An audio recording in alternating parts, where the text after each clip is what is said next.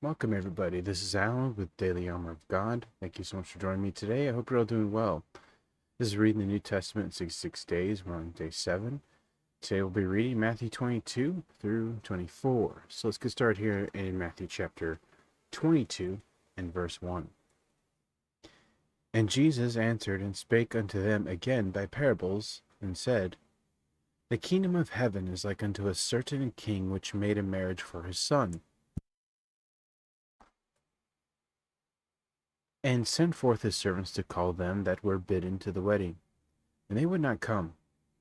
Again he sent forth other servants, saying, Tell them which are bidden, Behold, I have prepared my dinner, my oxen and my fatlings are killed, and all things are ready. Come unto the marriage. But they made light of it, and went their ways, and one to his farm, another to his merchandise. And the remnant took his servants, and entreated them spitefully, and slew them. But when the king heard thereof, he was wroth.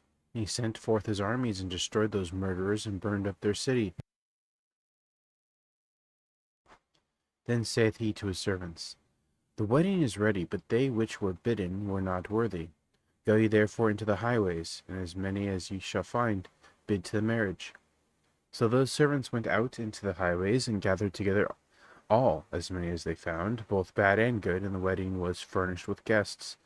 And when the king came in to see the guests, he saw there a man which had not on a wedding garment. He said unto him, Friend, how camest thou in hither not having a wedding garment? He was speechless. Then said the king to the servants, Bind him hand and foot, take him away, and cast him into outer darkness. There shall be weeping and gnashing of teeth. For many are called, but few chosen. Then went the Pharisees and took counsel how they might entangle him in his talk. Yeah, good luck. This is God in the flesh. And they sent out unto him their disciples with their Herodians, saying, Master, we know that thou art true, and teachest the way of God in truth. Neither carest thou for any man, for thou regardest not the person of men. Tell us therefore, what thinkest thou? Is it lawful to give tribute unto Caesar, or no? Not. But Jesus perceived their wickedness, and said, Why tempt ye me, ye hypocrites? Show me the tribute money. And they brought him unto him a penny. And he saith unto them, Whose image and superscription? They say unto him, Caesar's. Then saith he unto them, Render therefore unto Caesar the things which are Caesar's, and unto God the things that are God's. When they had heard these words, they marveled, and left him, and went their way. The same day came to him the Sadducees, which say there is no resurrection, and asked him, saying, Master, Moses said, If a man die, having no children, his brother shall marry his wife, and raise up seed unto his brother. Now there were with us 7 brethren, and the first, when he had married a wife, deceased, and having no issue, left his wife unto his brother. Likewise the second also, and the third unto the 7th, and last of all, the woman died also. Therefore in the resurrection whose wife shall she be of the 7? For they all had her. Jesus answered and said unto them, Ye do err, not knowing the Scriptures, nor the power of God. For in the resurrection they neither marry, nor are given in marriage, but are as the angels of God in heaven. But as touching the resurrection of the dead, have ye not read that which was spoken unto you by God, saying, I am the God of Abraham, and the God of Isaac, and the God of Jacob? God is not the God of the dead, but of the living. When the multitude heard this, they were astonished at his doctrine. But when the Pharisees had heard that he had put the Sadducees to silence, they were gathered together. Then one of them, which was a lawyer, asked him a question, tempting him, and saying, Master, which is the great commandment in the law? Jesus said unto him, Thou shalt love the Lord thy God with all thy heart, and with all thy soul, and with all thy mind. That is the first and greatest commandment. We see this here in the next verse. This is the first and great commandment. So it's a great reminder. Do we love the Lord, thy God, our God, the Lord our God, with all our heart, soul, and mind? Something to think about. You say you love God, the Lord your God. Do you actually love him with all your heart, with all your soul, with all your mind? That's what Jesus Christ is saying here. So, it's the first and great commandment. And the second is like unto it, thou shalt love thy neighbor as thyself. On these two commandments hang all the law and the prophets. While the Pharisees were gathered together, Jesus asked them, saying, What think ye of Christ? Whose son is he? They say unto him, the son of David. He saith unto them, How then doth David in spirit call him Lord, saying, The Lord said unto my Lord, Sit thou on my right hand, till I make thine enemies thy footstool. If David then called him Lord, how is he his son? And no man was able to answer him a word, neither durst any man from that day forth ask him any more questions. Matthew chapter 23. Then spake Jesus to the multitude and to his disciples, saying, The scribes and the Pharisees sit in Moses' seat. All therefore whatsoever they bid you observe, that observe and do, but do not ye after their works, for they say, and do not. For they bind heavy burdens and grievous to be borne, and lay them on men's shoulders, but they themselves will not move them with one of their fingers. But all their works they do for to be seen of men. They make abroad their phylacteries, and enlarge the borders of their garments, and love the uppermost rooms at feasts, and the chief seats in the synagogues, and greetings in the markets, to be called of men, Rabbi, Rabbi. But be not ye called Rabbi, for one is your master, even Christ, and ye are all brethren. And call no man your father upon earth, for one is your Father which is in heaven. Neither be ye called masters, for one is your master, even Christ. But he that is greatest among you shall be your servant, and whosoever shall exalt himself shall be abased, and he that shall humble himself shall be exalted. But woe unto you, scribes and Pharisees, hypocrites, for ye shut up the kingdom of heaven against men. For ye neither go in yourselves, neither suffer ye them that are entering to go in. Woe unto you, scribes and Pharisees, hypocrites, for ye devour widows' houses, and for a pretense make long prayer. Therefore ye shall receive the greater damnation. Woe unto you, scribes and Pharisees, hypocrites, for ye compass sea and land to make one proselyte, and when he is made, ye make him twofold more the child of hell than yourselves. Woe unto you, ye blind guides, which say, Whosoever shall swear by the temple, it is nothing, but whosoever shall swear by the gold of the temple, he is a debtor. Ye fools and blind, for whether is greater, the gold or the temple that sanctifieth the gold? And whosoever shall swear by the altar, it is nothing, but whosoever sweareth by the gift that is upon it, he is guilty. Ye fools and blind, for whether is greater, the gift or the altar that sanctifieth the gift? Whoso therefore shall swear by the altar sweareth by it, and by all things thereon. And whosoever shall swear by the temple sweareth by it, and by him that dwelleth therein. And he that shall swear by heaven sweareth by the throne of God, and by him that sitteth thereon. Woe unto you, scribes and Pharisees, hypocrites, for ye pay tithe of mint and anise and cumin, and have omitted the weightier matters of the law, judgment, mercy, and faith. These ought ye have done, and not to leave the other undone. Ye blind guides, which strain at a gnat and swallow a camel. Woe unto you, scribes and Pharisees, hypocrites, for ye make clean the outside of the cup and the platter, but within they are full of extortion and excess. Thou blind Pharisee, cleanse first that which is within the cup and platter, that the outside of them may be clean also.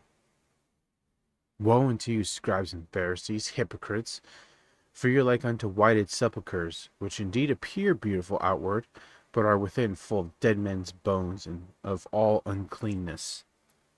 Even so ye also outwardly appear righteous unto men, but within ye are full of hypocrisy and iniquity. Woe unto you, scribes and Pharisees, hypocrites, because ye build the tombs of the prophets, and garnish the sepulchre of the righteous, and say, If we had been in the days of our fathers, we would not have been partakers with them in the blood of the prophets. Wherefore ye be witnesses unto yourselves that ye are the children of them which killed the prophets. Fill ye up then the measure of your fathers. Ye serpents, ye generation of vipers, how can ye escape damnation of hell? Wherefore, behold, I send you unto prophets and wise men and scribes, and some of them ye shall kill and crucify, and some of them ye shall scourge in your synagogues, and persecute them from city to city, that upon you may come all the righteous blood shed upon the earth, from the blood of the righteous Abel unto the blood of Zechariah son of Barachias, whom ye slew between the temple and the altar. Verily I say unto you, all these things shall come upon this generation. O Jerusalem, Jerusalem, thou that killest the prophets and stonest them which are sent unto thee, how often would I have gathered thy children together, even as a hen gathereth her chickens under her wings, and ye would not. Behold, your house is left unto you desolate. For I say unto you, ye shall not see me henceforth till ye shall say, Blessed is he that cometh in the name of the Lord. Matthew 24. And Jesus went out and departed from the temple, and his disciples came to him to show him the buildings of the temple. And Jesus said unto them, See ye not all these things? Verily I say unto you, there shall not be left here one stone upon another that shall not be thrown down. And as he sat upon the Mount of Olives, the disciples came unto him privately, saying, Tell us, when shall these things be, and what shall be the sign of thy coming, and of the end of the world? And Jesus answered and said unto them, Take heed that no man deceive you. For many shall come in my name, saying, I am Christ, and shall deceive many. And ye shall hear of wars, and rumors of wars. See that ye be not troubled, for all these things must come to pass, but the end is not yet. For nation shall rise against nation, and kingdom against kingdom, and there shall be famines, and pestilences, and earthquakes in divers places. All these are the beginning of sorrows. Then shall they deliver you up to be afflicted, and shall kill you, and ye shall be hated of all nations for my name's sake. And then shall many be offended, and shall betray one another, and shall hate one another. And many false prophets shall rise, and shall deceive many. And because iniquity shall abound, the love of many shall wax cold. But he that shall endure unto the end, the same shall be saved. And this gospel of the kingdom shall be preached in all the world for a witness unto all nations, and then shall the end come. When ye therefore shall see the abomination of desolation, spoken of by Daniel the prophet, stand in the holy place, whoso readeth, let him understand. Then let them which be in Judea flee into the mountains. Let him which is on the housetop not come down to take anything out of his house. Neither let him which is in the field return back to take his clothes. And woe unto them that are with child, and to them that give suck in those days. But pray ye that your flight be not in the winter, neither on the Sabbath day. For then shall be great tribulation, such as was not since the beginning of the world to this time, no, nor ever shall be. And except those days should be shortened, should no flesh be saved. For the elect's sake those days shall be shortened. Then if any man shall say unto you, Lo, here is Christ, or there, believe it not. There shall arise false Christs and false prophets, and shall show great signs and wonders, insomuch that, if it were possible, they shall deceive the very elect. Behold, I have told you before. Wherefore, if they shall say unto you, Behold, he is in the desert, go not forth. Behold, he is in the secret chambers, believe it not. For as the lightning cometh out of the east, and shineth even unto the west, so shall also the coming of the Son of Man be. For wheresoever the carcass is, there will the eagles be gathered together. Immediately after the tribulation of those days shall the sun be darkened, and the moon shall not give her light, and the stars shall fall from heaven, and the powers of the heaven shall be shaken. And then shall appear the sign of the Son of Man in heaven, and then shall all the tribes of the earth mourn, and they shall see the Son of Man coming in the clouds of heaven with power and great glory.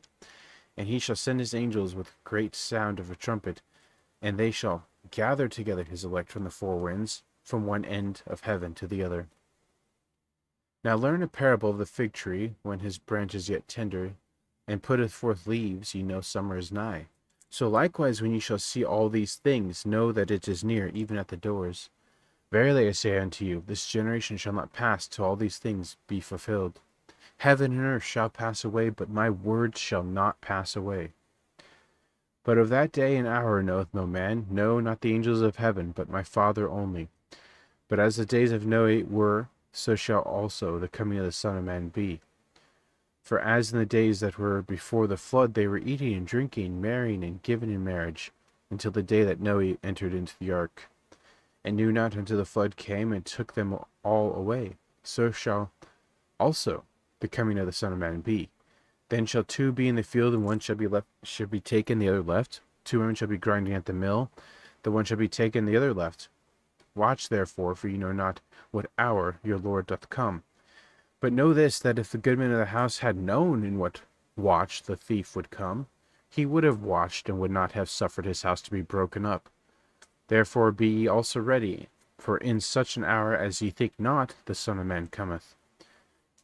Who then is a faithful and wise servant, who his Lord hath made ruler over his household, to give them meat in due season? Blessed is that servant, whom his Lord, when he cometh, shall find so doing. Verily I say unto you, he shall make him ruler over all his goods. But and if that evil servant shall say in his heart, My Lord delayeth his coming, and shall begin to smite his fellow servants, and to eat and drink with the drunken, the Lord of that servant shall come in a day when he looketh not for him, in an hour that he is not aware of, and shall cut him asunder, and appoint him his portion with the hypocrites. There shall be weeping and gnashing of teeth. All right. Well, that's going to be it. There's some great verses in today's reading. Every day that I read the Bible, I feel better afterwards, during and after, I should say.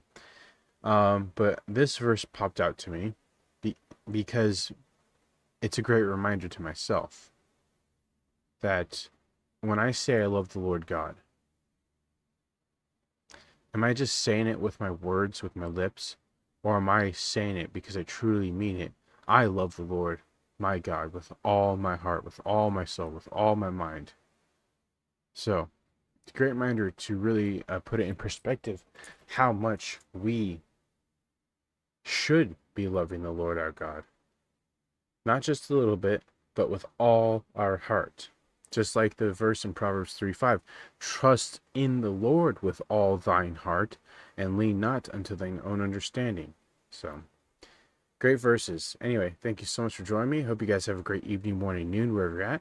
Remember to put God first in everything you do. Have faith in Him, trust in Him, wait upon Him. You'll never be sorry.